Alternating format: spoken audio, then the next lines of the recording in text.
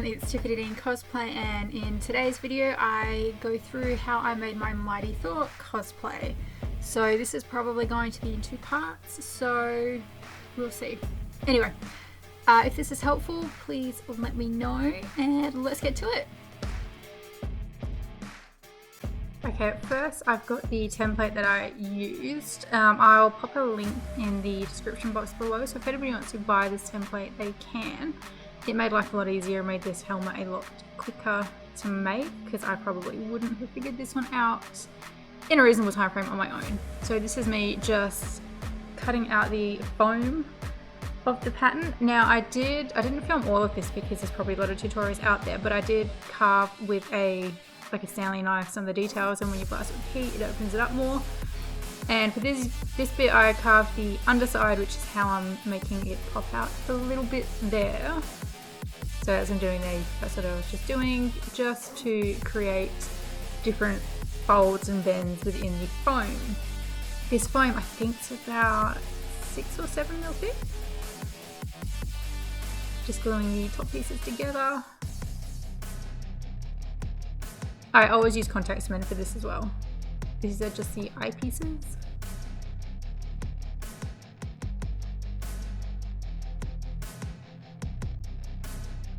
And that's just scoring more details with the Stanley knife. So it looks like nothing when you do it to begin with, but I think I put it on here. As soon as it's blasted with heat, it really opens those up. Now here I'm using the adhesive backed foam just to layer up. This does save quite a bit of time and is quite a bit neater than having to trace and contact cement everything. So I'm just eyeballing some more details onto this layer here. Scoring more lines with the Stanley knife.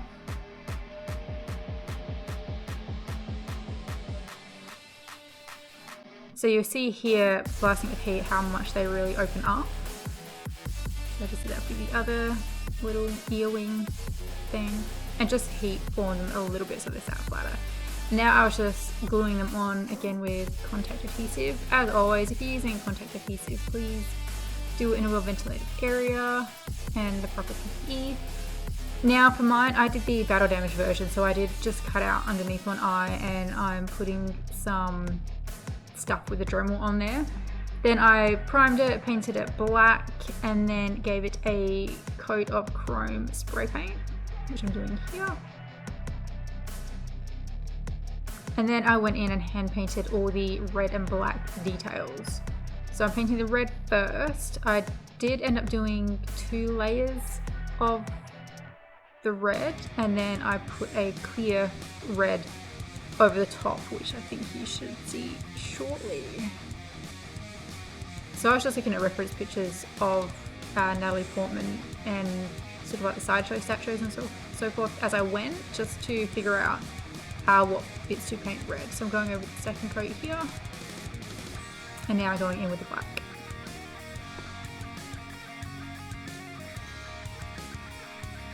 Then all the sort of like the recessed lines, the battle damage, I went in and just lightly dry brushed some black in there as well, just to weather it all a little bit.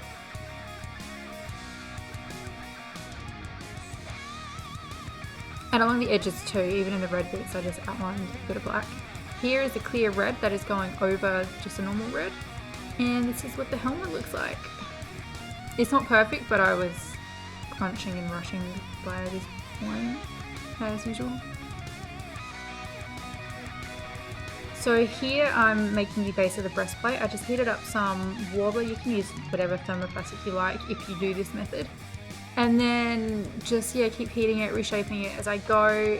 I didn't fully mush it into the boobs because the breastplate is kind of, I don't want to say mono boob, but you know what I mean. It's not defined boobies. So that's why I didn't do that. This method obviously isn't for everyone, because you do kind of need a mannequin that will roughly be your size, which I'm very lucky that I have one. You can absolutely do this with foam and so forth as well. Just use templates like Kamui and so forth, have great base templates. So here I was just eyeballing the base shapes, just freehanding it, cutting it out. Then I've gone over with Glad Wrap or saran wrap, whatever you want to call it, and I've put tape over there to now draw out the back pieces. As always, label everything. It will make life a lot easier for you. Then I'm just cutting it out, and that then got transferred to foam. I think this foam was about 5 or 6 mil from memory. So I'm just cutting it out, checking the pattern. I did put a little bit on there because just for size difference, I gave myself a little bit of leeway. And here I'm just heat forming it lightly over the back of the mannequin just to get the rough shape of an actual back. Now we're doing the same thing again with the glad wrap and the tape and hand drawing the pattern and details for the front. So then I cut it all out. I didn't film everything because it's just a lot of cutting and transferring to foam, but you can see here I was just working methodically, piece by piece, layering up each bit as I needed to, dremeling the circle bits. You can 3D print those if you have access to files and a 3D printer and so forth. So here is how I was doing each of those pattern pieces. So pretty much each one was mirrored. So I would trace around it, flip it over, trace around it again, and then I'll just put the two foam pieces together to make sure they're the right size. Here I'm using a wood burning tool just to engrave some details. You could Dremel this, you could use a Stanley knife, and here I'm just using 3D paint to paint the rivets on. I'm layering up bits here, and then just cutting off the excess overhang, and just making sure all the sides line up.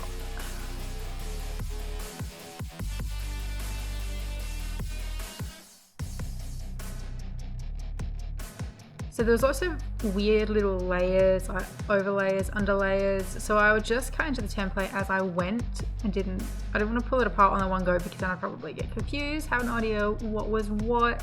So that's all I'm doing here, just different layers. A lot of this is probably 2 to 3 mil foam that I'm using.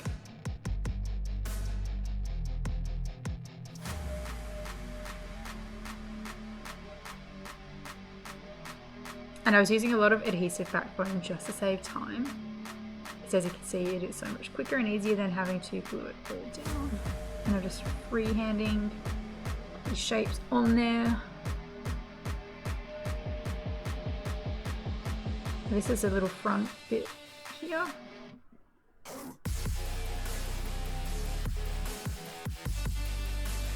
More wood burning, carving.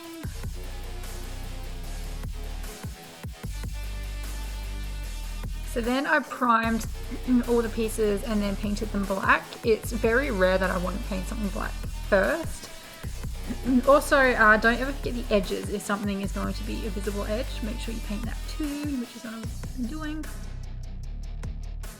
And I've taped up bits that are going to be different colours. So I've taped up bits that don't need paint, and I've spray painted red, spray painted chrome. Once they're painted, I start sticking those pieces together as well. This is a front chest piece. I've stuck the red and the silver together. And then it's a case of starting to attach to the breastplate. So I attached pieces that I kind of knew were lined up kind of right, and then I'd be able to line up the other pieces around it. So the ones with the little V at the bottom, I started with because I thought, okay, well that's, everything should better line up good around that. And then I do the top red and silver chest piece.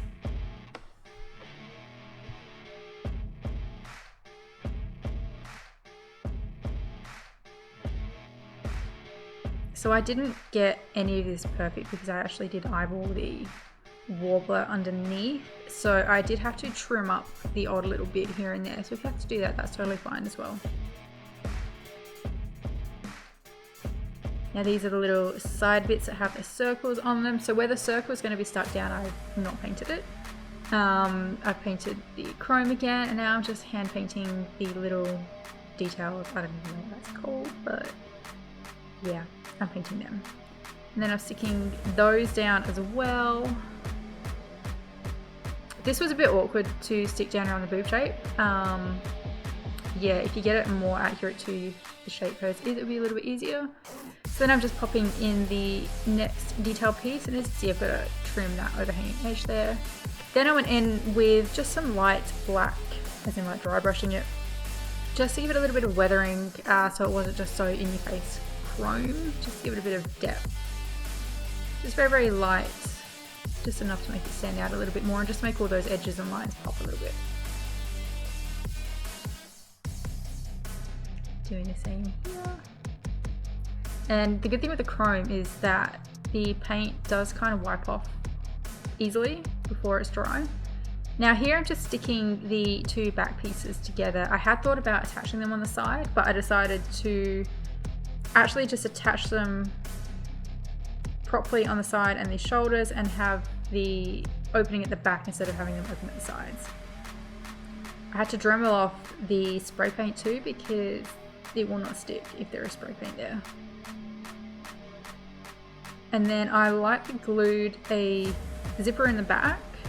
It doesn't stick real great, so if you do this method, I do recommend stitching it as well, which is what I did, but I just wanted a test fit just to make sure it was all fine. And then I went in there and just hand stitched through the foam, which actually was super easy and it did the job.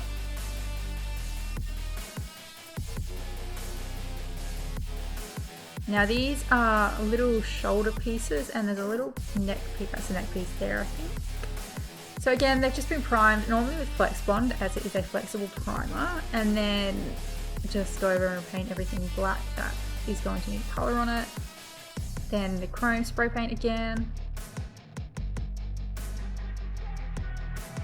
And then layering up.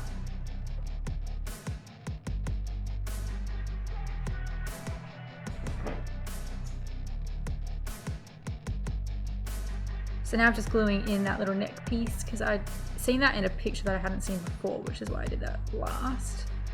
And now the back piece and the shoulders, I'm just painting black. There wasn't a lot of reference to go by at the back, especially because she has a cape as well. So I've just assumed it's black. So I just paint it black. I'm sticking the collar on here as well. And then back in with the black paint. I did kind of go over the zipper a little bit as well, but yeah, there is a cape there, so it's not the end of the world. I just don't like not having a kind of finished back. This is just a neoprene that I stuck underneath the shoulders as well, and that is how the breastplate is looking with the corset, which will be coming shortly. Now the cape, I didn't really video a lot of this, but I basically just cut out a giant rectangle. I used 10mm foam just for that thicker shoulder pad, like you can see there. I just pinned the fabric around it as like a drape kind of method, and I just sewed it as much as I could by hand. The pins are just sticking through there because you obviously can't pin them in and out like you can with fabric because it's too thick. But yeah, I just glued and sewed everything down. I did sew the edge of the cape so it wasn't just like a rough edge. These circles, again, just Dremeled, primed, painted black, chromed, and then just these details hand painted on, and these just get glued onto the actual cape. And the cape itself is attached with D-rings and like snaps and Velcro, which hopefully I'll lift one up so you can kind of see it. So the very end is the Velcro, and before that is D-rings and more Velcro. Now for the corset, I again use the same method of the thermoplastic just being heat formed over the mannequin. I don't go all the way around to the back because I put stretch fabric in there and it zips up. It's really nice and snug, and then that gives leeway if people are a little bit bigger, a little bit smaller, you've got more wiggle room. So again, I just eyeballed and freehanded the basic shape, and then just do any more tweaking with the heat gun as required.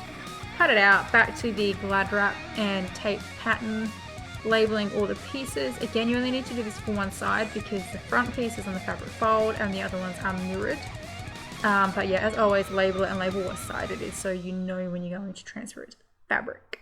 Now just cutting it out, and here I'm transferring, this is a front piece. I just used a smooth black stretch pleather that I had on hand. And then cut out, I always just cut out a seam allowance around it. So that's the front piece, just make sure everything fits both sides. And now these are the side pieces. So I used a Cosplay Fabrics, it was like a scuba hex stretch pleather kind of thing. I just like the texture of it. And these ones, again, you just use your pattern, you mirror it, trace around it and do it again. You just repeat all your pieces and on the fabric that you want to use. Now I'm starting to pin them together. So it's basically just making a fabric corset, which you absolutely could do. I just wanted a little bit more structure, which is why I did the thermoplastic base. They're all pinned together. You could absolutely just put piping and boning and stuff if you didn't want to use warbler. And I did hand stitch it, but then I actually decided to go and do it on the machine properly. And here I'm just gluing that fabric corset to the warbler base, just pulling it and stretching it. I've used contact adhesive here because it sticks it well. And now I'm just sewing in the zipper at the back.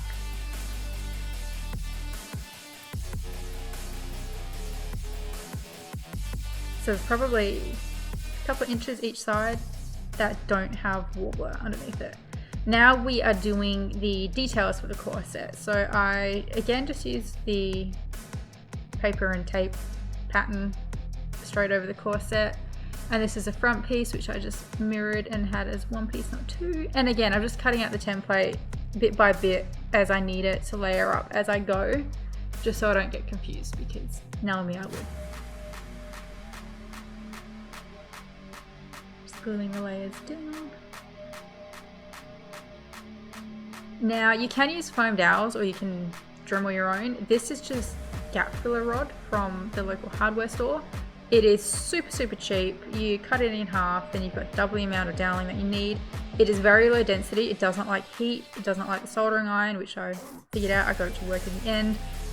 But if you prime it or cover it in fabric, it looks absolutely fine. So for those that can't afford dowels or don't want to make them, this is a much cheaper alternative. So back to just taping and drawing templates on for the next piece of the corset. Making sure it all looks okay. Priming with Flex Bond again. That has been heat sealed as well. I always heat seal the foam. And then painting it black.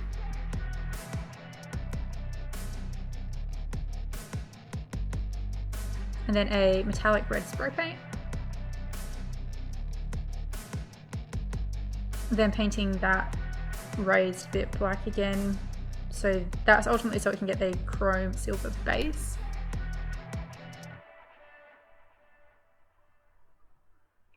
More weathering.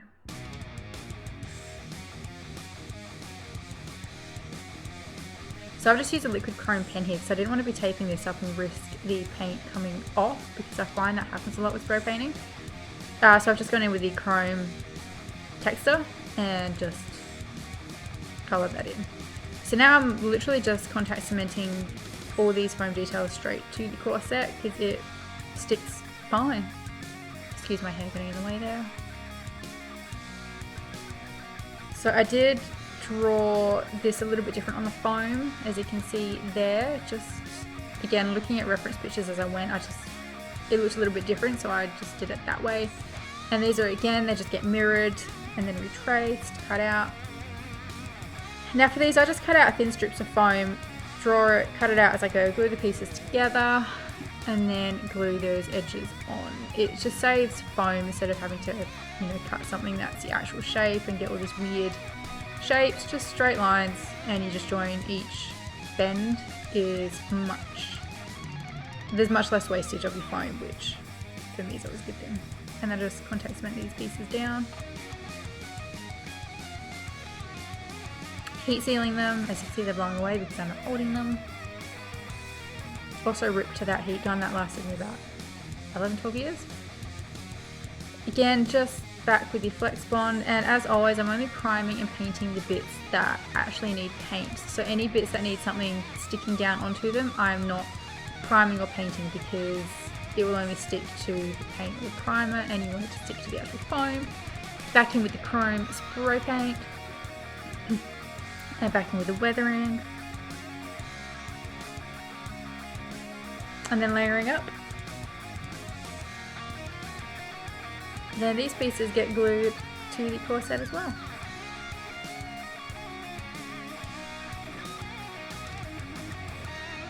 So that was obviously before the breastplate was done, as we just saw previously, but that is how the corset looks.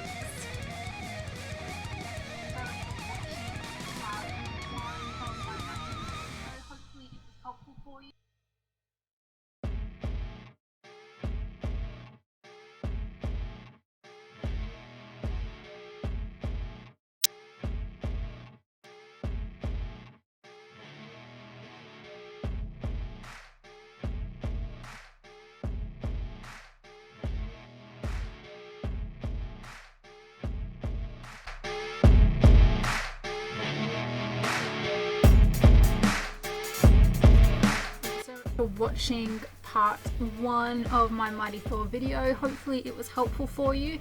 As always, it would be hugely appreciated if you could like, comment, subscribe, and I will see you guys for part 2. Thanks, bye!